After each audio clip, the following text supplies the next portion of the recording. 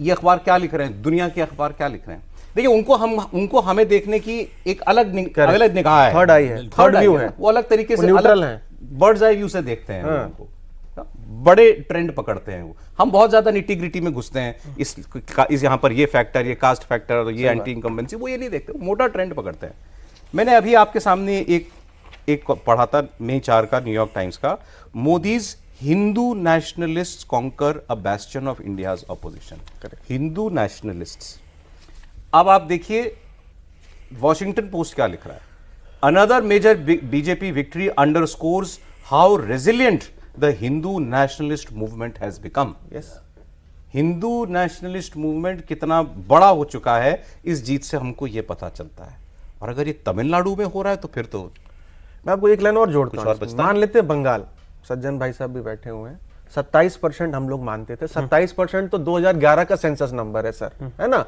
2011 की मुस्लिम आबादी है 27% और 3% अदर्स माइनॉरिटीज हैं, 30% पकड़िए।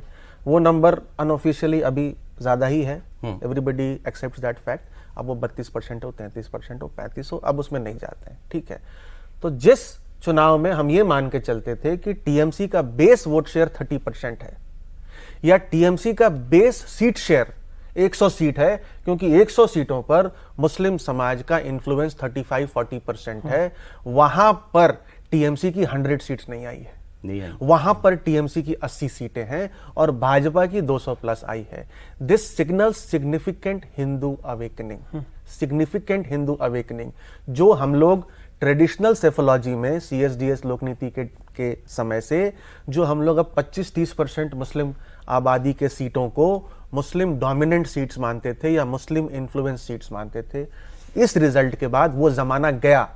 अब जहां भी 50% से कम मुस्लिम आबादी रहेगी, अब आप उसको अगर मुस्लिम डोमिनेंट या इन्फ्लुएंस्ड मानेंगे तो आपका सारा एनालिसिस तो गलत आएगा, सारा एनालिसिस गलत हुआ ना, हुआ ना जी भाई। अमित, हम लोग जब बात करते थे तो कहते थे भाई 100 सीट तो भाजपा छोड़ के लड़े, कहां है बताइए, वो 190 पे लड़ रही है। आप बताओ, ये कहते थे 190 पे लड़ रही है, 190 में 148 कैसे लाएगी? तो फिर क्योंकि 100 सीट तो मुस्लिम डोमिनेंट सीट है, तो फिर और 207 आई फिर, तो क्या मतलब है इसका? और मैं मुझे वही बात अटक गई, आपने कहा तमिलनाडु में भी हो सकता था, इसी बार हो सकता था। एंटी इनकम्बेंसी जो बिल्डअप किया था एडीएमके एनडीए गवर्नमेंट ने, आज पहले 2 डिसीजंस क्या आए हैं,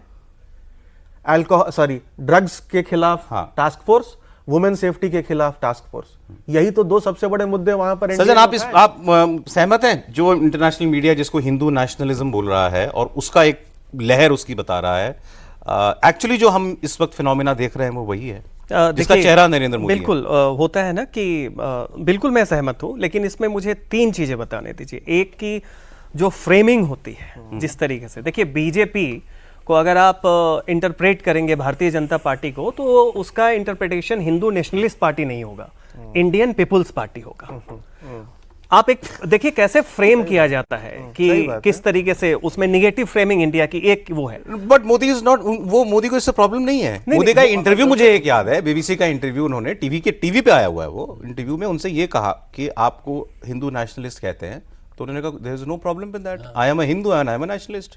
आप उसको सिविलाइजेशनल अवेकनिंग भी कह सकते हैं। Secular religion in the world apart from Hinduism नहीं है कोई? मैंने इसलिए बोला कि ये तो ऑन रिकॉर्ड बोल चुके हैं। नहीं बिल्कुल उसमें नहीं, उनके देखने का तरीका। अगर आप जो रूलिंग पार्टी जर्मनी में बहुत समय तक सीडीयू रही, क्रिश्चियन डेमोक्रेटिक यूनियन, उसको आप क्या कहते हैं? Conservative party. वहां पे आपको क्रिश्चियन नेशनलिज्म नहीं दिखता है, यहाँ पे हिंदू नेशनलिज्म। अभी तक जो वेस्ट की फ्रेमिंग थी वो इस तरीके से थी कि किसी तरीके से जो एक पॉपुलैरिटी है एक लीडर की, एक पार्टी की, एक डेमोक्रेटिक जो स्प्रेड हो रहा है, डीपनिंग हो रही है, मेन स्ट्रीमिंग जो आपके कल्चर की हो रही है, उसको निगेटिव फ्रेम में आप करें।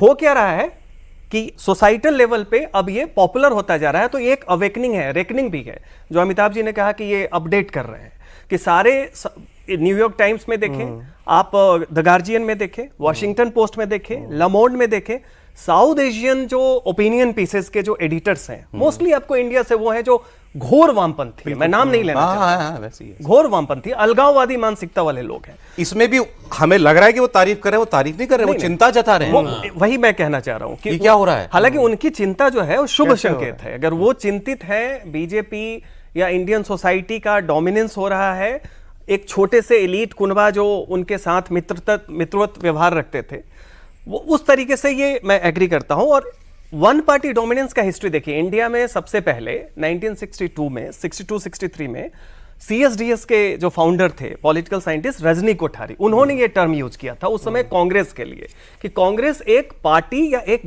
Congress lead government, it's a system, कि समाज के किसी तबके को देखें, चाहे लेबर हो, चाहे वो यूनियन वाला हो, चाहे इंडस्ट्रियलिस्ट हो, चाहे किसान हो, चाहे मिडिल क्लास हो, कांग्रेस सबको रिप्रेजेंट कर रही है। तो आज की जो बीजेपी है उसकी तुलना नेहरू के कांग्रेस एरा से होगी, इंदिरा गांधी से नहीं होगी। इंदिरा गांधी ने तो क्लियरली एक क्लास डिवाइड कर दिया था।